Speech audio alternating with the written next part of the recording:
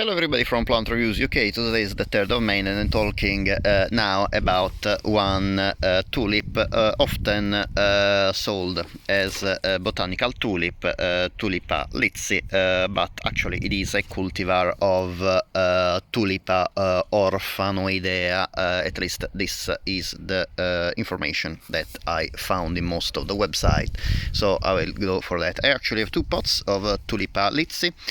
One is as flowers that are a little bit faded now, as you can see. The tepals, sorry, the sepals, they start showing the aging signs. They are a little bit curled, but I have these other pots with really stunning beautiful flowers, still fresh, and you can actually see the beautiful starry shape, sorry for the wind, the beautiful starry shape of this tulip. Tulip orphanidea is a species of a flowering plant in the Liliaceae family, and so in the lily family, and it was described by Pierre Edmond Bossier and Theodor Heinrich Hermann von Hildrich in 1862. The Tulip orphanidea is a bulbous perennial plant and reaches about 10 to 20 centimeters tall. There's different subspecies of Tulipa orphanidea as well as cultivars. This variety in particular, Lizzy, has a total height of about 20 centimeters at the flower stem.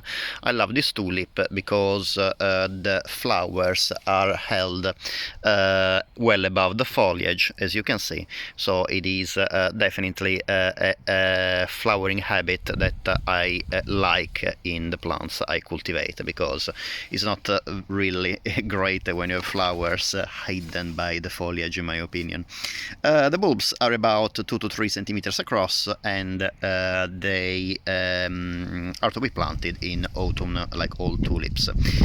This tulip is hardy in temperate climates, so they are hardy between zone 3 and 8, and from the bulb the leaves, the bulbs develop leaves that are about up to 20 centimeters tall and up to 2 centimeters wide, so they are quite long and narrow, and they are, I would say, pretty green, not bluish green as most other tulips. They are definitely green.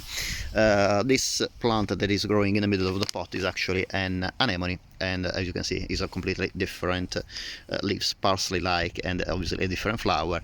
But I must have used the same. I must have recycled the compost where I put the Tulipa Lizzy. Anyway, it is obviously a nice addition in the center of the pot among my beautiful tulips.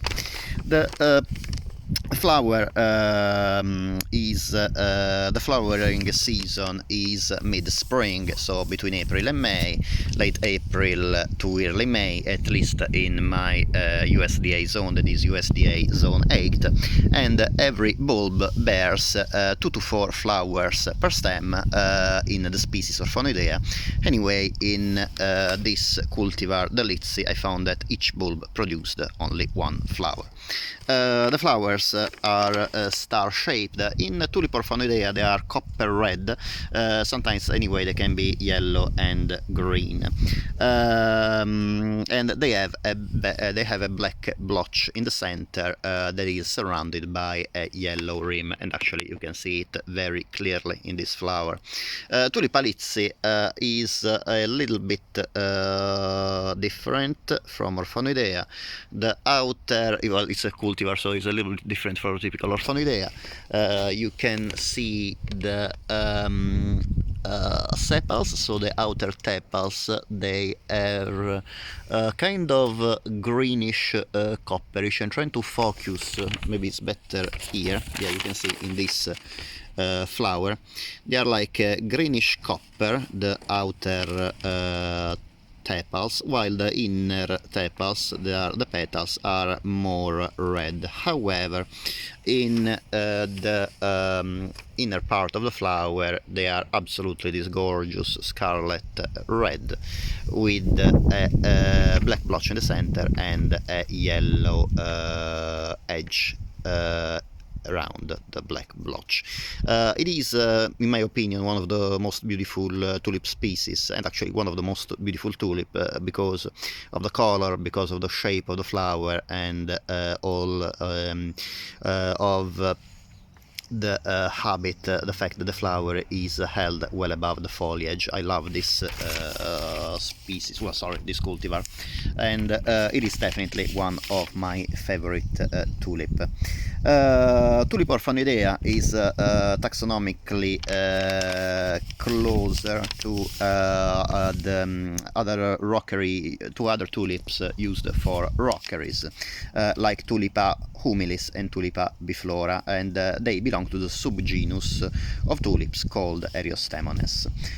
This species, the species orphanidea, is native to Balkans, Bulgaria, Greece, the Aegean Islands, Crete and Western Turkey, and Western Turkey, where it grows in pine forests, fields, even roadsides at altitudes up to 1,700 meters. Tulip orphanidea, as I said, has the several subspecies and cultivars, and Lizzy in particular is one of the most popular, again, for obvious reason, that are the beautiful bright red flowers and starry shape. They are really vivid in color, and they definitely will not go unnoticed in your garden. The bulbs have to be planted in autumn, about 10 centimeters deep and 10 centimeters apart, even if obviously in a pot they are a little bit more packed. Remember, in a pot to fertilize the tulips properly, because in the pot they don't have access to the same amount of nutrients they would have in when planted in open ground. Remember, when you plant the bulbs, to protect them for rodents, because tulip bulbs are not poisonous in comparison to many other bulbs, like for example colchicums or garlics. Well, garlics are not really poisonous, but they have a taste that is not really great for rodents, or daffodils. Daffodils are other bulbs that are really resistant to pests, to rodents in particular. However, tulips are a delicacy for rodents, so remember, when you plant them, to avoid rodent attacks, placing obviously do your pest control and study it very well. A lot of tulip bulbs last autumn were raided by rats, mice and squirrels in my garden and in my allotment, so yeah, be careful, especially when you plant them in pot, because rodents are very intelligent and inquisitive, and they like to explore new areas, and they have a very sensitive olfactory sense. They have a very good sense of smell, so they can smell tulip bulbs even when they are underground.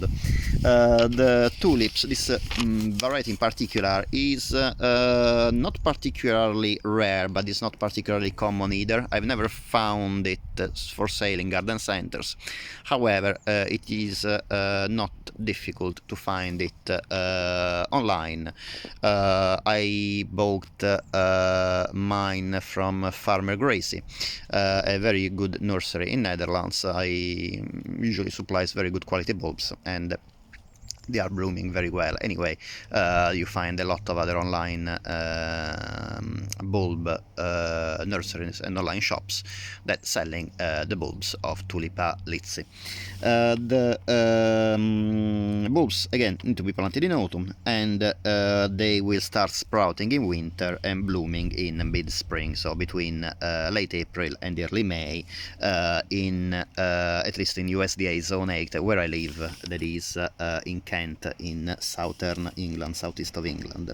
This is a cultivar of a botanical tulip, so remember the botanical tulip, unlike other tulips that are highly specialized, sorry, not highly specialized, but highly selected hybrids. and cultivar. These cultivars and highly complex hybrids, like for example parrot tulips, they don't last very long. Usually they bloom the first year incredibly well, but then the second and third year starts already, the blooming starts to deteriorate really. While the botanical tulips and the primary hybrids, so hybrids between species tulips, usually are a lot more resistant, and this one, sorry, a lot more long-lived. And this one in particular, Tulipa Lizzy, is very reliable in coming back year after year and to naturalize in the garden. About the conditions of cultivation of the plant, like all tulips, this plant suits better in full sun, at least for most tulips, but I would say that the 90% of the tulips and all the tulips I know do better in full sun. So if you have the chance, plant this beautiful tulip in full sun, or at least partial shade. It really needs some sunlight, direct sunlight hours to thrive, and in well drained soil. It is very important that the water is not waterlogged. Many bulbs, most bulbs really don't like humid conditions, are too humid, and they really need well drained soil in order to thrive. After the flowers fade, the foliage will die down between late spring and early summer. Do not cut it after blooming, because the foliage is needed to nourish the bulbs, because photosynthesizing produce the energy that will be stored in the bulb for next for the following for next year blooming, for the flowering of the following year. And as usual, I hope that you enjoyed the video about this beautiful red tulip, and if you like this video, would be great if you can please give a thumbs up, and if you like this video and the other videos on my channel, would be great if you can please subscribe. It is completely free for you, but in this way you help me to promote my channel on YouTube and to make more videos. Thank you very much for watching, and I hope to see you next time. Bye.